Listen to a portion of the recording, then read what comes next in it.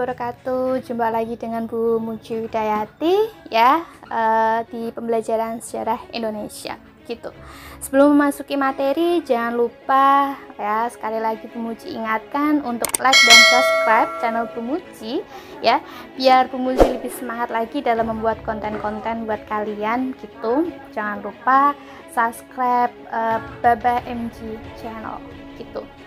Nah, kalau minggu lalu kita membahas tentang bidang bangunan dan bidang seni ukir gitu. Dalam kesempatan ini, Bu Muji akan menjelaskan tentang bidang sistem pemerintahan dan kepercayaan. Ya, langsung saja yang pertama tentang bidang sistem pemerintahan. Sistem pemerintahan dikatakan sebagai wujud akulturasi budaya Hindu-Buddha. Kenapa? Bu Muji jelaskan ya, biar kalian paham. Akulturasi itu kan bertemunya dua budaya. Ya, di sini kalau sistem pemerintahan itu dua budayanya apa Bu Muji? Yang pertama, budaya asli Nusantara itu kalian ingat ya, di masa praaksara kalian ingat sudah mengenal adanya sistem kepemimpinan yang dipilih berdasarkan primus inter pares. Ya, primus inter pares. Apa itu primus inter pares? Primus inter pares adalah ya, cara pemilihan pemimpin dilaksanakan secara musyawarah berdasarkan kelebihan dari fisik dan spiritual. Ya, jadi yang dijadikan pemimpin itu ya, dicarikan orang-orang yang lebih dituakan, kemudian yang lebih berwibawa, dan yang paling penting dianggap memiliki kesaktian seperti dewa gitu. Ya, itu budaya asli Indonesia yang pada masa praaksara itu kita sudah mengenal adanya sistem pemerintahan, yaitu kepala suku yang dipilih berdasarkan primus inter pares. Gitu ya. Nah, kemudian akulturasi kan bertemunya dua budaya. Nah, budaya asli Nusantara kan kepala suku tadi yang dipilih berdasarkan primus inter pares. Nah, budaya yang kedua bertemu dengan budaya India ya. Sistem pemerintahan India, kalau kalian mungkin pernah lihat di film-film India, Jodha Akbar, film Mahabharata, Ramayana, kalian amati sistem pemerintahannya adalah kerajaan yang dipimpin oleh raja. Ya, jadi kerajaan itu diperkenalkan dari budaya India yang masuk ke Indonesia gitu, bertemu dengan budaya Indonesia. Orang Indonesia pada saat itu mengenal sistem pemerintahan kerajaan yang dipimpin oleh raja. Nah, akan tetapi dalam pemilihan raja tidak meninggalkan budaya asli Indonesia, yaitu caranya dengan primus inter pares, memilih berdasarkan kewibawaannya, orang yang lebih dituakan, dan kesaktiannya gitu. Paham ya? Bu Muji harap dengan penjelasan ini dalam bidang sistem pemerintahan kalian paham gitu. Oke.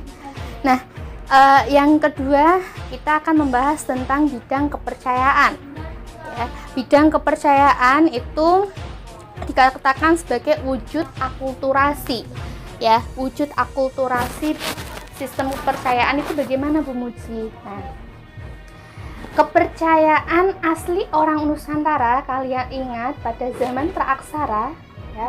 Tentu kalian ingat orang-orang masyarakat praaksara sudah mengenal kepercayaan yang dinamakan animisme dan dinamisme.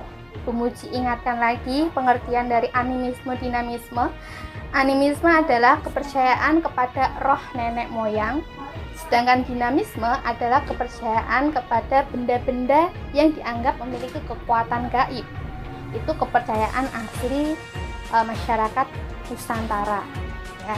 Kemudian masuknya budaya-budaya India ya, di mana orang-orang India, kalian pasti juga pernah melihatlah film-film India. Kepercayaannya apa?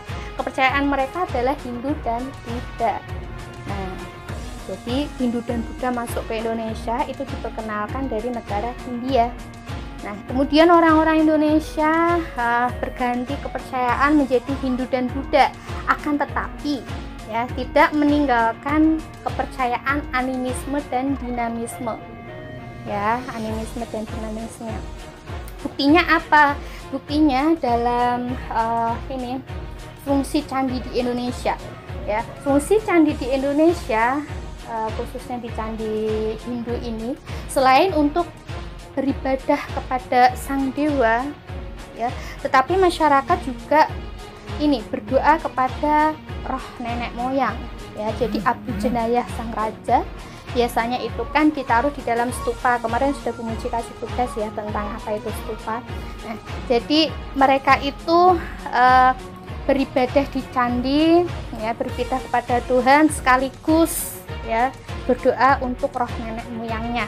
Nah, itu animismenya tetap dijalankan gitu. Bahkan sampai sekarang ini, detik ini, ya, sampai masa sekarang ini, modern ini, animisme dan dinamisme itu apakah masih kita jumpai dalam masyarakat?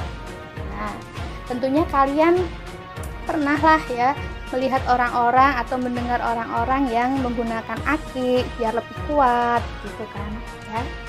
Nah, itu salah satu ciri bahwa masyarakat sekarang ini juga masih percaya dengan dinamisme gitu, ya. Itu tadi tentang sistem kepercayaan gitu. Jadi orang-orang Indonesia mempercayai kepercayaan Hindu Buddha tetapi tanpa meninggalkan kepercayaan yang lamanya animisme dan dinamisme. Nah, kalau animisme, Bu Muji, apa masyarakat sekarang masih percaya dengan animisme? Beberapa masyarakat itu mungkin yang di pedesaan masih percaya ya dengan adanya animisme. Terkadang menginginkan sesuatu itu berdoanya pergi ke kuburan, ya, berdoa kepada roh nenek moyang biar hajatnya itu terkabul gitu. Itu sebagai wujud animisme, ya, yang tidak bisa lepas di masyarakat modern ini. Itu tentang sistem kepercayaan.